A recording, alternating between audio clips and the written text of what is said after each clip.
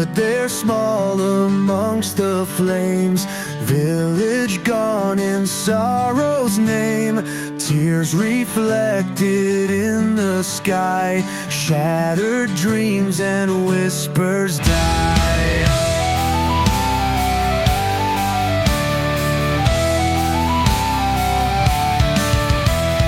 Smoke and ashes fill the air. Memories lost in deep despair. She clutches dolls of vanished past in chaos where the shadows cast. Embers of yesterday burn the... Hey, Rainy! Mika said, looking over to the small kid. He was still scrawny by anyone's standards. His pale grey skin, a greyish-green tone, and big black eyes that had no pupils, very small in stature, with somewhat oversized heads. All the telltale features of his given race, that of the Odo, a very common species. They spread out almost everywhere. They known to have actually extremely advanced technology. Despite their weak physical forms, their intelligence is second to none.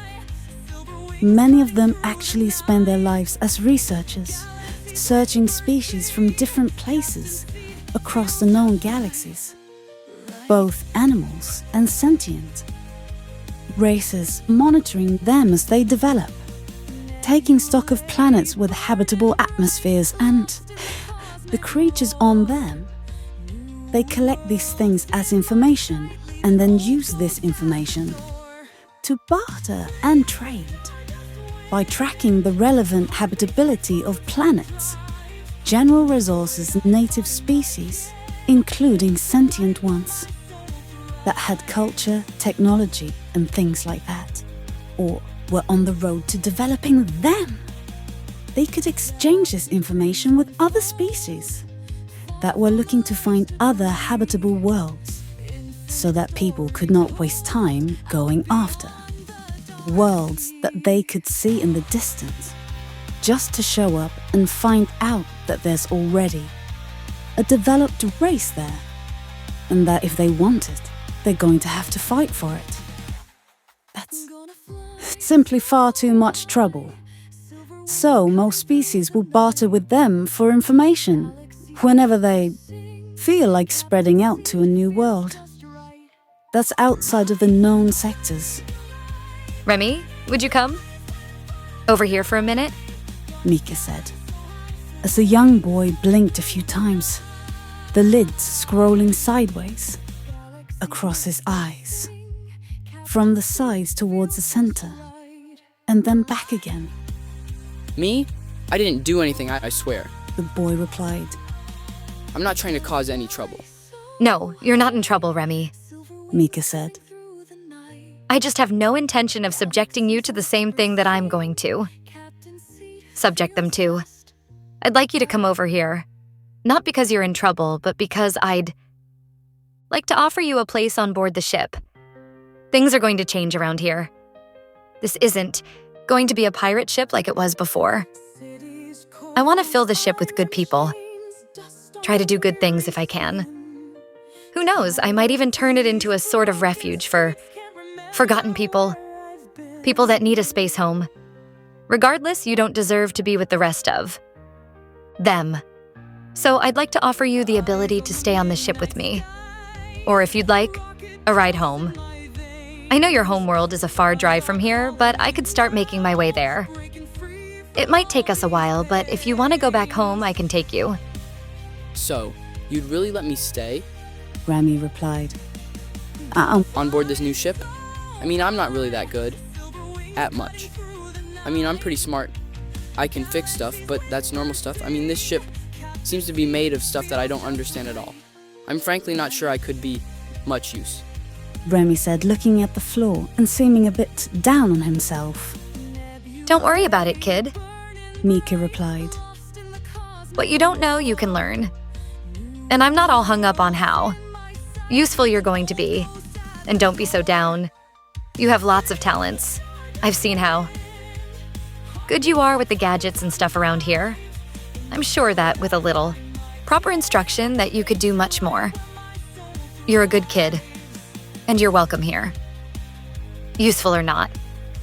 Thank you, Captain Mika. You're damn right it is. She said, raising her hand and giving him a small salute. Yes, Captain. The boy replied, giving her a salute right back. Okay, stand beside me, Remy. She said, placing her hand on his shoulder and pulling him beside her for a moment, looking out towards the rest of the crew. Now, as far as the rest of you are concerned, you're a bunch of lowlives. I hated every day I spent with you. And honestly, I hate all of your guts. The only reason you're not floating in space right now is because I'm nicer than your captain was. And less dead, of course.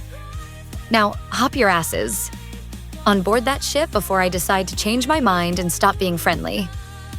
With no delay, the members of the crew quickly began to make their way on board the vessel. As the last one entered the ship, the back doors closed slowly, locking them inside. Then, the very large doors too. The docking bay began to open, where before there was a large wall of silver metallic liquid. It seemed the energy field had been restored, except it seemed far more functional and clean now than it was before. In fact, everything seemed much more clean, like polished steel, like this thing had just come out of the factory, as Mika looked out into space. Rainey standing beside her, the small vessel lifted off of its place on the docking bay floor and floated out, propelled by the jets behind it, safely passing through the field of the docking bay out into space. In the distance, they could see the somewhat reddish outline of the planet below, filled with various different natural environments, where the crew could live their lives until they were picked up. So, Captain Mika, does this mean I'm your first mate? Rainey said, looking up to Mika. I'm not sure if you're ready for the first mate seat yet. That's a lot of responsibility. For now, let's just say you're the first official member of the crew. So you can go ahead and pick whatever room on the ship you want, except for mine. There's going to be a problem with that. I did liquidate all of the old rooms. Really? Mika said, looking over at the silver floating orb that had been vibrating at her. Why would you do that? Well, I thought you were making all of the crew members leave. I felt it an unnecessary waste of space to continue having them. I thought I could simply reconstruct them once you began to pick up more crew members, but I did not expect you to select anyone from the members of the old crew.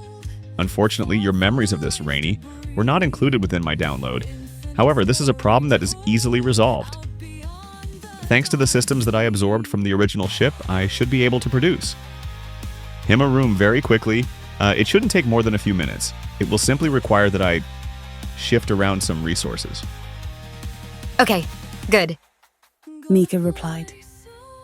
So you're going to be able to handle piloting. Right, exoval? Mika asked. Yes, piloting the ship is no problem generally. It should be quite easy. To get us to our next destination, if you'd like, I have prepared the bridge. You can sit there and work over my schematics. Perform what redesigns you feel necessary while we travel. Awesome. Mika replied. Hey, Rainey, are you any good at design? I'm not really sure. I could give it a try if you want, Captain Mika. Rainey replied, smiling a bit. And with that, the two began to make their way through the ship, taking note at how pristine it now looked on their way to the bridge, and how much bigger it felt. The design format seemed the same, yet it was obvious to them, since they had been on the ship before, that its size had increased dramatically. It was nearly twice the size of the previous vessel. All of the hallways were bigger, and everything seemed to scale up, which made the whole thing feel much more comfortable before it seemed far too cramped. But eventually, Rainy and Mika made their way to the control room, the bridge of the ship, where basically everything was controlled. And there, they sat and began to work over exoval's designs and schematics, tossing back and forth. Ideas about how to move things around and make everything comfortable changed the way things looked, and they stayed like that for the remainder of the trip. Their next journey would take them several weeks, even with the Delta Drive as functional as it was. So nearly every day of that time, Mika and Rainy spent their time together, talking, laughing, eating their lunches, and working over the schematics. And they came up with a great deal of changes, all of which brought smiles to their faces.